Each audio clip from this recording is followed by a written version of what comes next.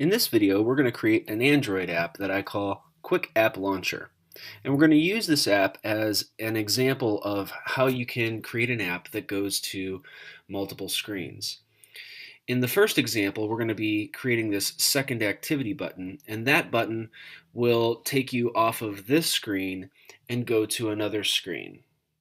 We're also going to be passing information from this screen to make the other screen just say Hello World.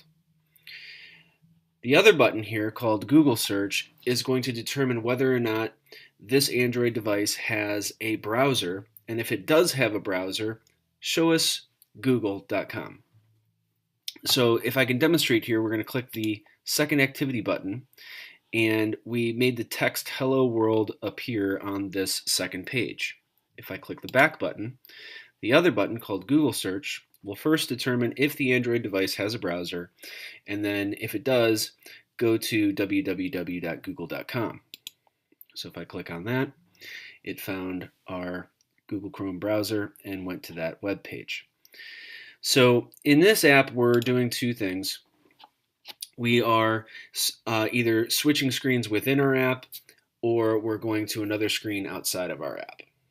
Let's get started.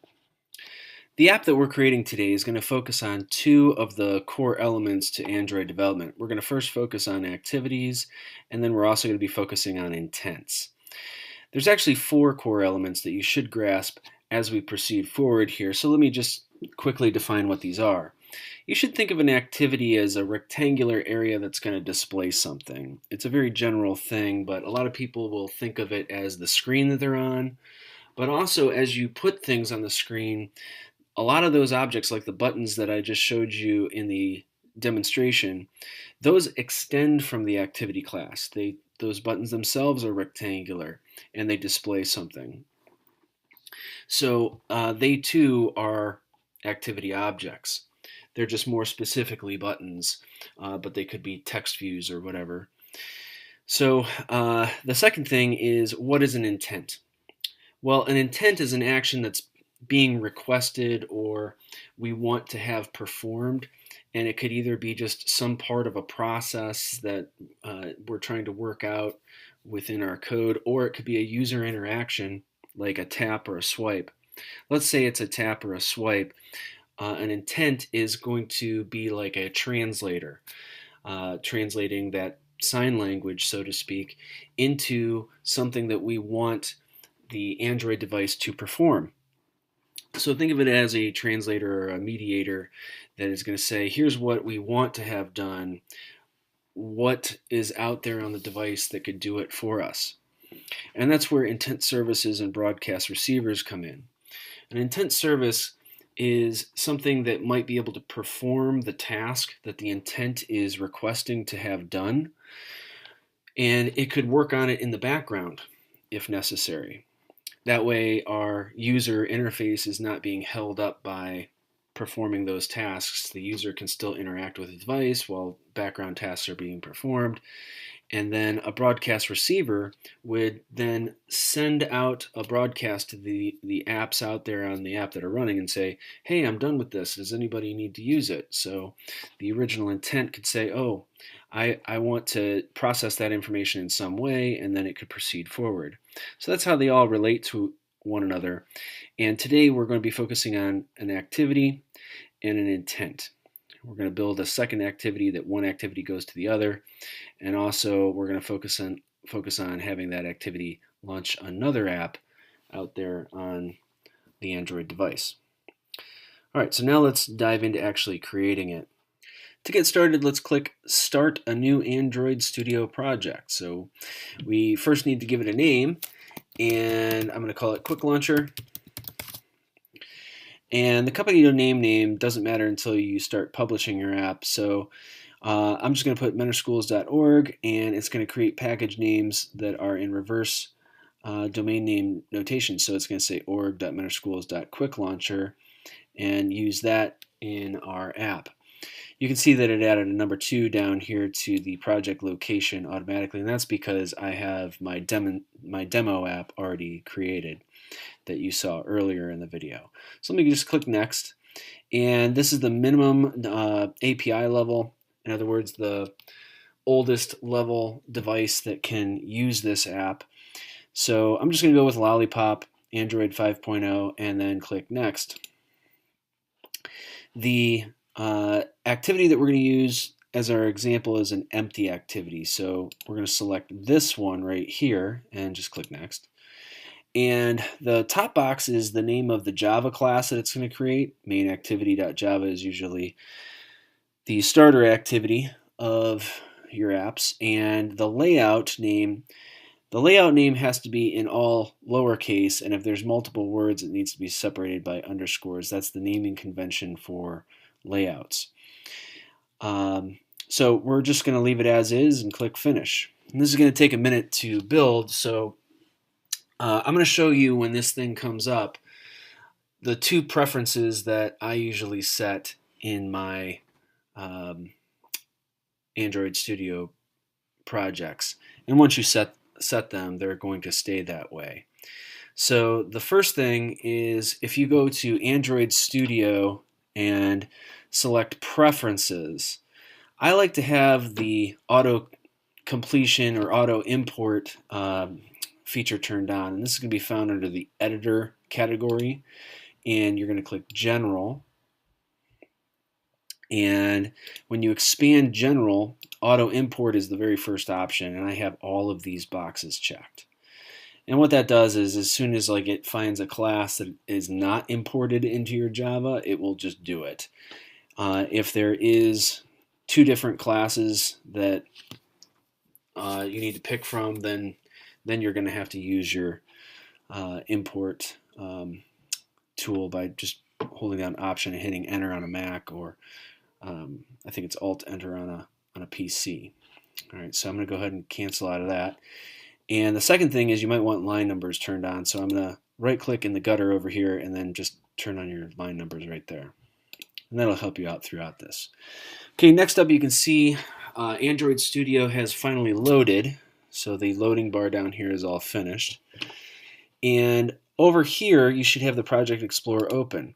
Now what I find is students sometimes have it looking like this for whatever reason, and that's because the project folder is shrunk down. So make sure that it's open here so we can examine it a little bit.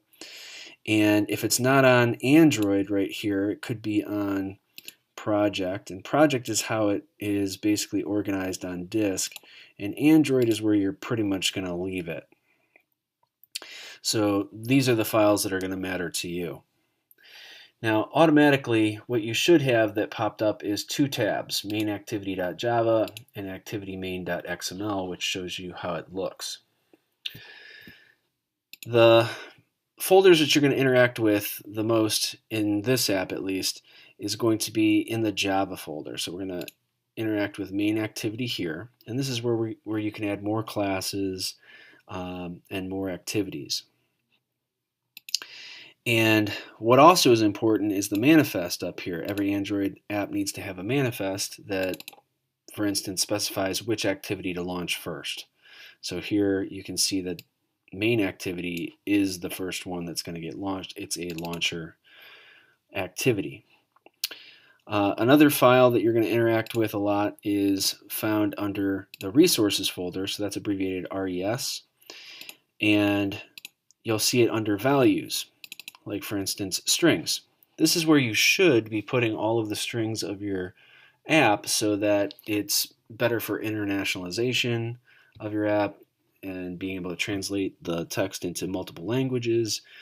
But it's also an organizational thing. It helps you organize all the text in one place rather than in several different classes.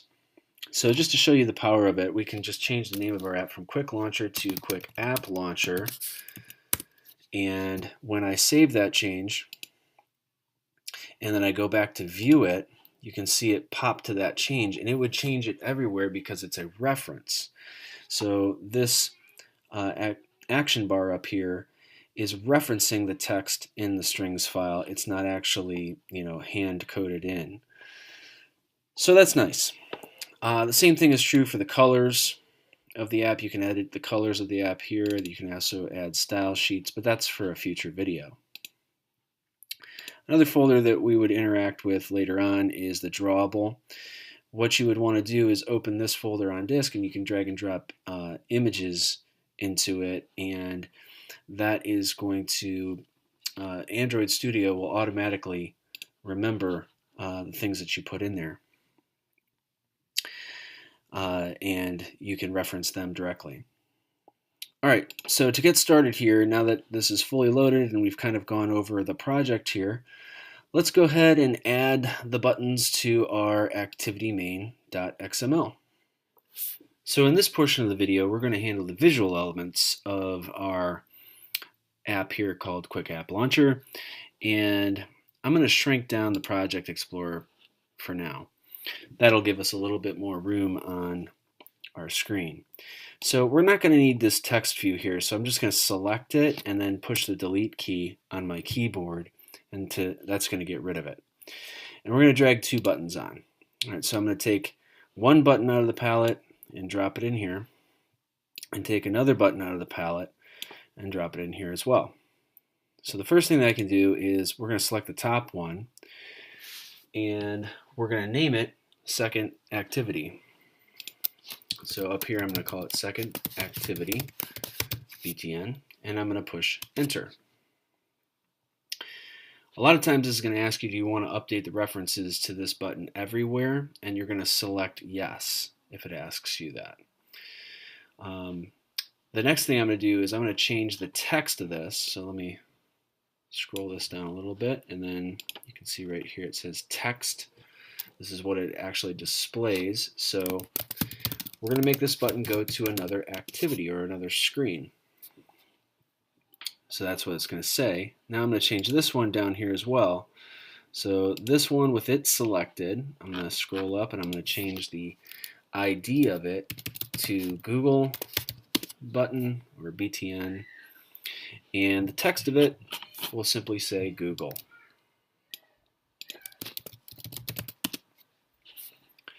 All right, now how do we align this stuff? So you'll see these little constraint buttons that are right next to it, and for now what we're going to do is we're going to align these relative, because the device could be held in portrait mode or landscape mode, which either looks like this in portrait where it's up and down, or landscape, which is side to side. So to maintain like a consistent lookout, what we can do is we can just click and hold so that we get these little arrows, and you can glue it to different sides. Now if you glue it to two sides equally, here you can see I've got it glued to the right side and to the left side, so it centers it. And if I glue it to the top and the bottom, it's going to center it vertically. Move this Google button out of the way. So that's one way that you could do it. Now I'm going to remove those constraints by just selecting the button and clicking this X, and that'll actually get rid of them. And what I can do is, maybe I wanted to have it centered vertically, or I'm sorry, horizontally like this, and I want this button to be relative to it as well. So I'm going to have it glued to the bottom of it. And then what you could do is you also have these options down here where you could take this and say center vertically in the parent. So this is going to put it down here, but it's this top line to the button that I had selected that's actually centered vertically. And you can offset it a little bit if you want. You can just click and drag it. And what's happening is it's setting some properties, if I could scroll up here,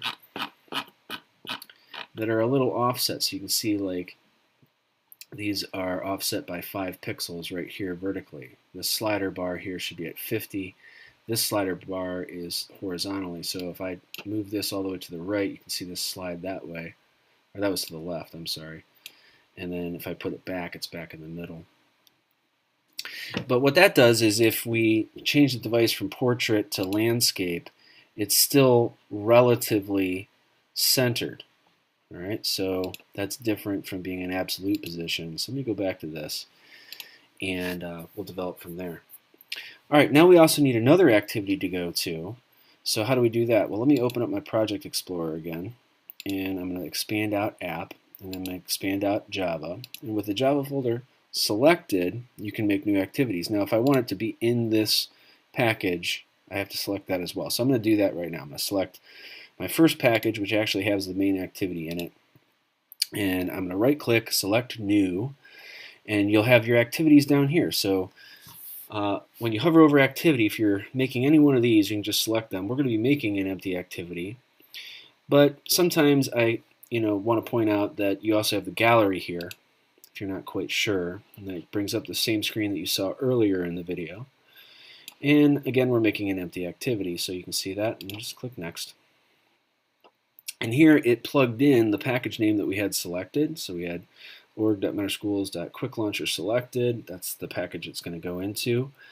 The activity name, the top one here, is the Java name of the file. So we're going to call it second activity. And down here, it's going to create the layout name. So this is the XML file that creates the layout. Now, if I check this box, it could be a launcher activity that could be launched from within the app or outside of the app. I'm going to leave that unchecked and then click Finish. Okay, so it's building that right now, and it should give us a blank second activity. I'm going to clear out some of these other tabs that I had open from earlier. And now I'm going to go to activity second.xml. And this should show us what it's going to look like. I'm going to shrink this down so we have more space. And we're just going to add one text view into this. So if I drag a text view into this, and then I'm just going to use these constraints to glue it to the top and to the bottom. There's other ways to do this. But just to demonstrate once again, using those constraints, now it's centered into the center of this screen. All right, now we have two activities. We have the main activity and the second activity. But these buttons don't do anything. So we're going to go over to mainActivity.java and add code to update these things.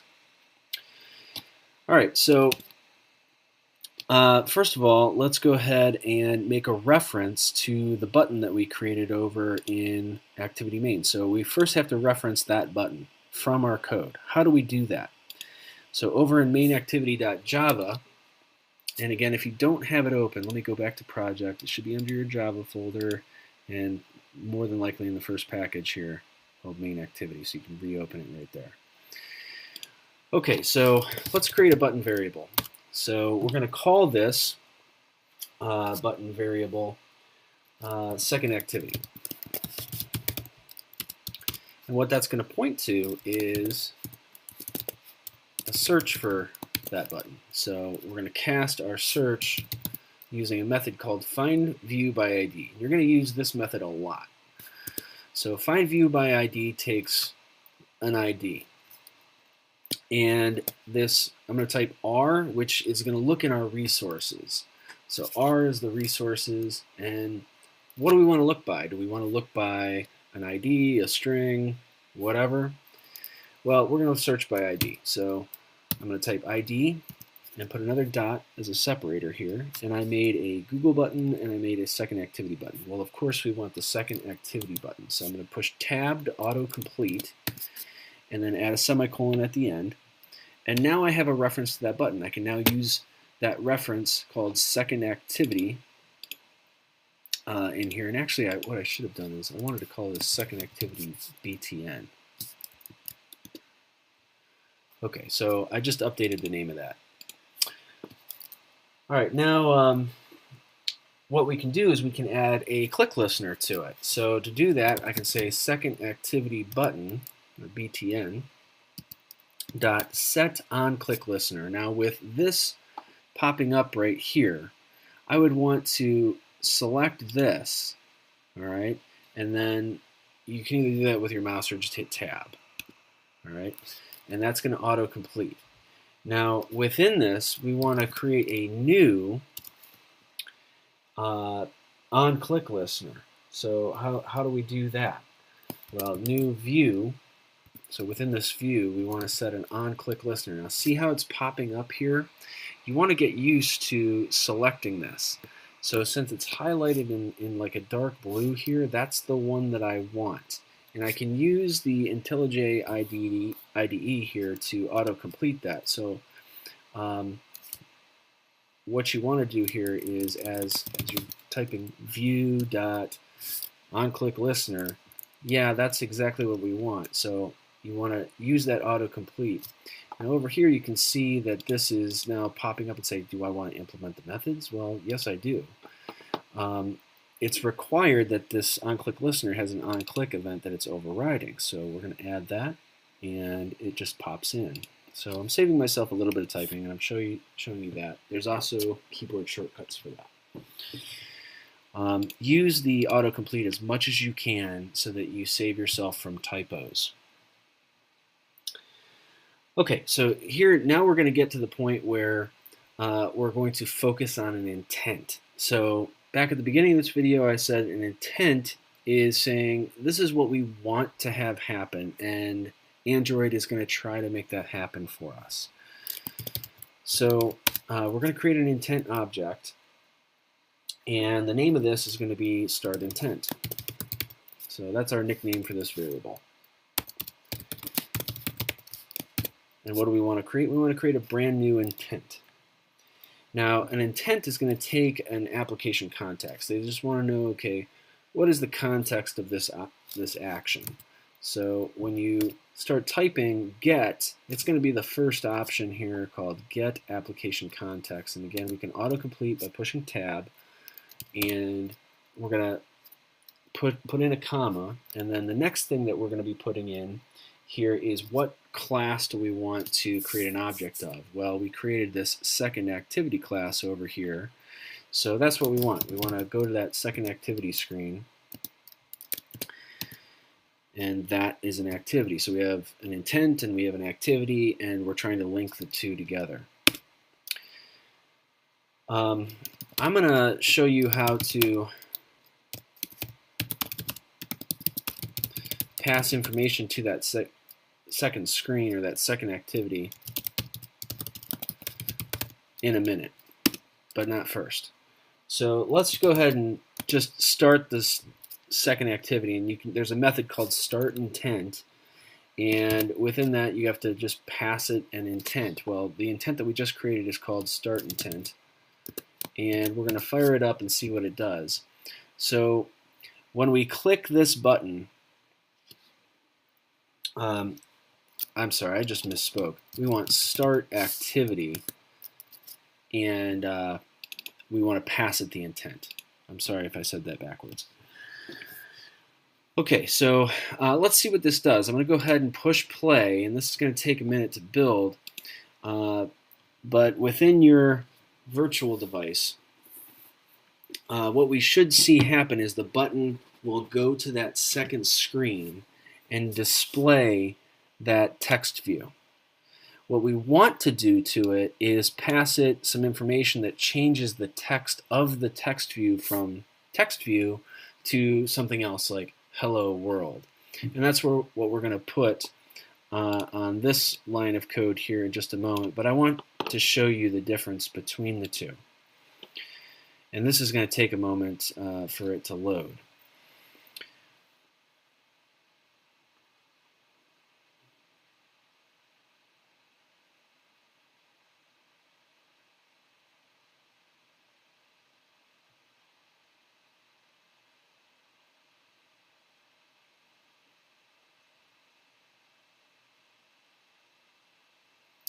Okay, so our button here now has an on-click listener. So the on-click listener is going to say, hey, I have this intent. The user has interacted with this button. What do we want to do with it? Our intent is to go to this second activity. So go ahead and start that. That's really the only instructions we've given it. So I'm going to go ahead and click second activity. And here you can see it's got that second screen, and it only says text view in here. So how do we send information from one screen to the next? Because a lot of times you might have a form, and then on the next screen you have to process that information in some way and display something. So I'm going to go ahead and shrink that down, and this is how you do it. It's fairly simple. I'm going to replace this line right here, that comment, with start intent, which is the name of our intent, and we want to put some extra information in here. So put extra. And the way that this works is we can put as much extra information into like a little bundle that is sent to this other activity, and then that other activity can unbundle it and use that information. But it's done in key value pairs. So we have to give it a key, which is just the symbolic like identifier of it, and then also give it the value so we can look that up by its key. So what's typically done is you take your package name here, like org.mentorschools.quicklauncher, and then you create a name for it. So I'm going to call it something. And then the next thing you give it is the actual value that you want to pass to the other screen. So I'm going to make it say hello world in all caps and throw in an exclamation point. Okay, so now I can look up on the other screen using that key, and it's going to display hello world. So let me go ahead and stop that, and I'm going to go over to second activity, and we're going to look to see if this activity was passed some extra information, because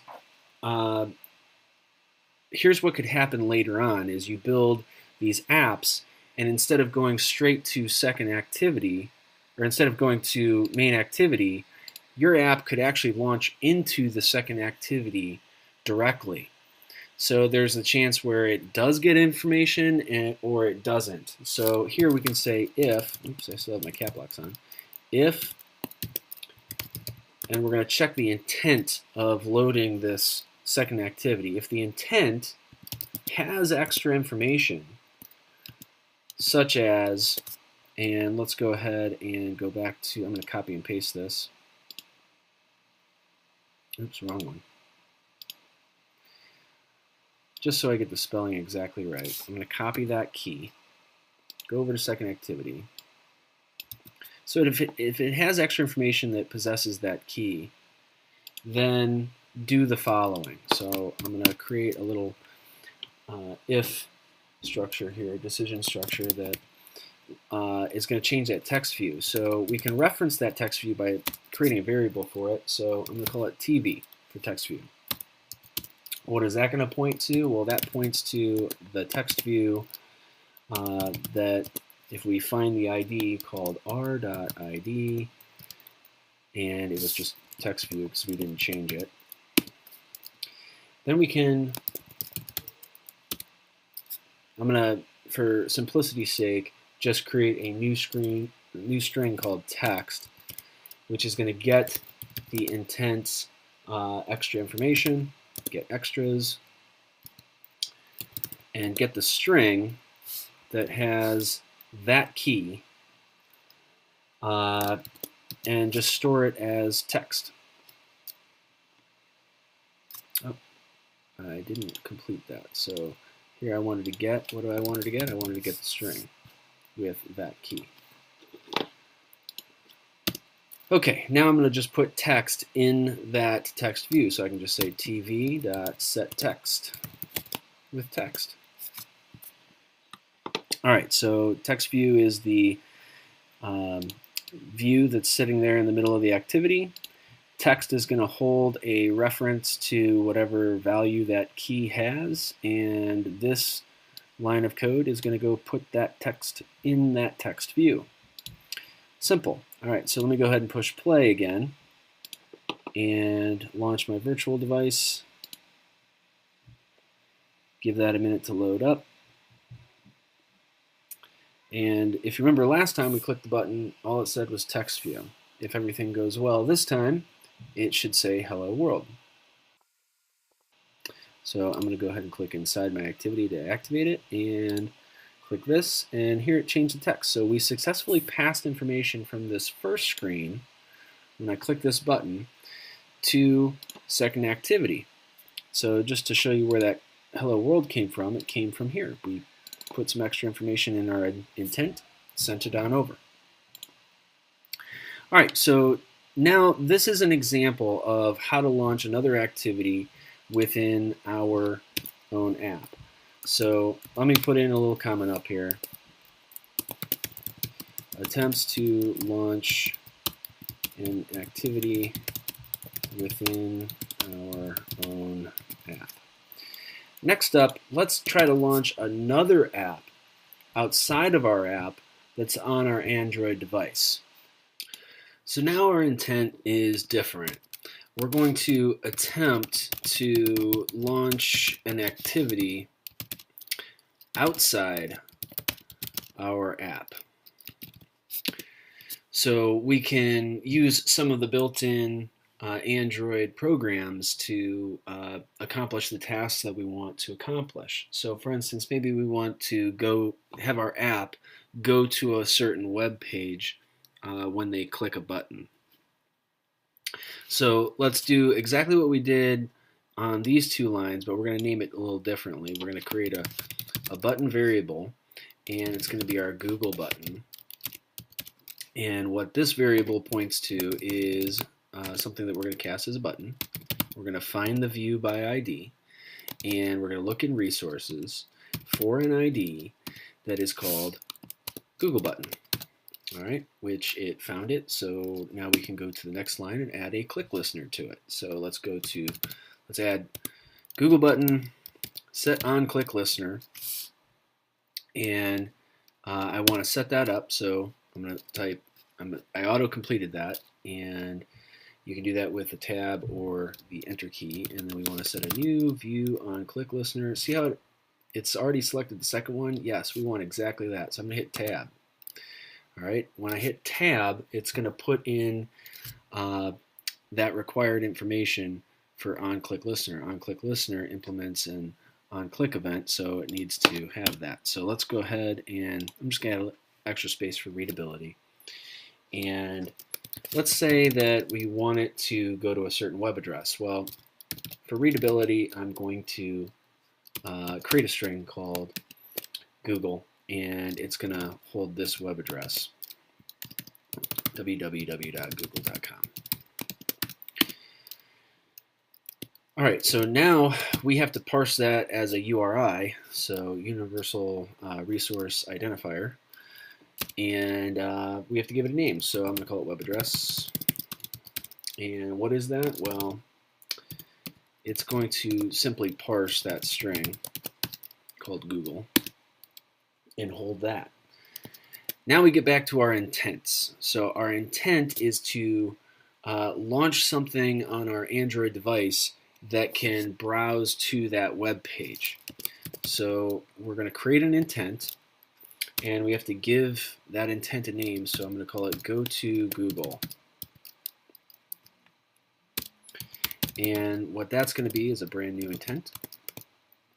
And in this case, what we're going to do is we're going to create an action view. All right, so this is a different kind of intent. Instead of the context of our application, this is going to go outside of our application and launch that. What do we want it to do? We want to send it this web address to try to open up. Okay, so now here's the thing is with an intent,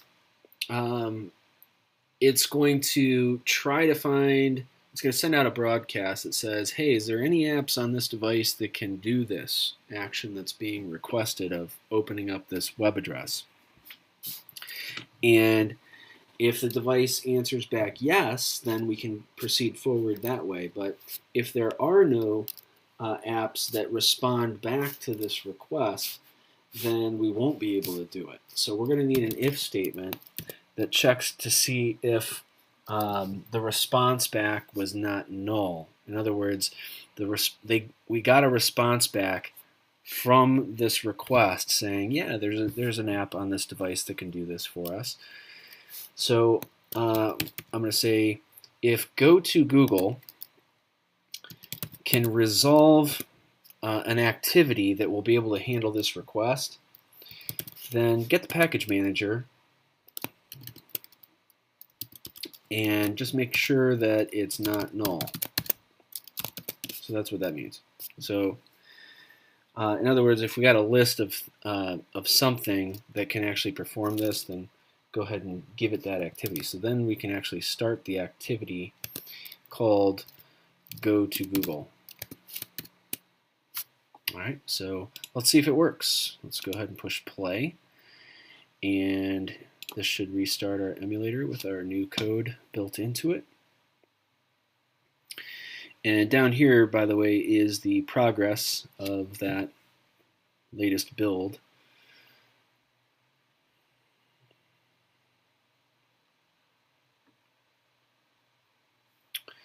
Okay, so we already know the first button works, so we're going to click the second button.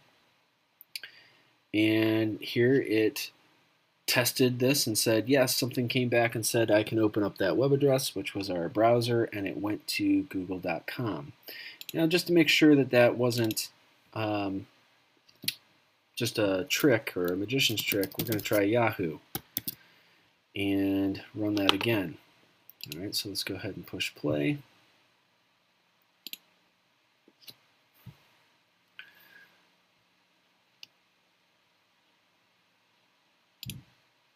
And here it's building.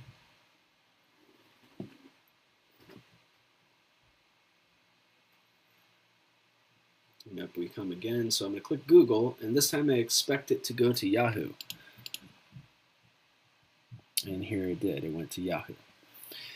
Okay, so that right there is an example of launching an activity within our own app and an activity outside our app. To finish up our video today, I'd like to cover the main ideas of what an activity and an intent is that we brought up within this app.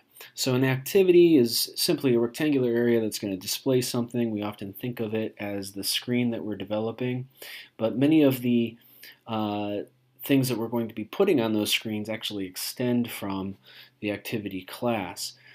So they are also rectangular areas, like that text view that we made display Hello World, or the button that we clicked that launched our Google Chrome browser. So we put that code into an onCreate method, and the reason why we put it there was because an activity goes through a life cycle of events, and the first event in that life cycle is the onCreate method. So we're putting it there so that we can attach the listener events to listen for those clicks, and also update any information if it is past any information. So that was a good spot to put it in, but in a future video we'll go through that life cycle. The other really important thing that we showed multiple times in this video was the find view by ID. You're going to use that method a lot to locate the resources in your activity. So you'll pass it a resource.id or a resource.string, so it's r.id, r.string, r.layout. You'll see that a lot. The other thing that we did was we analyzed intent. The intent class represents some sort of action that you want to perform. And you can send and get information using intents. So if you want to move from one screen to the next, you could put extra information into your intent. And we use the put extra to pass a key value pair. We could then retrieve that on the other screen by calling the get intent method, and then getting the extras, and then getting that particular string by giving it the key that we wanted to find out that what its value was. And then lastly, we were able to launch other activities using the start activity method.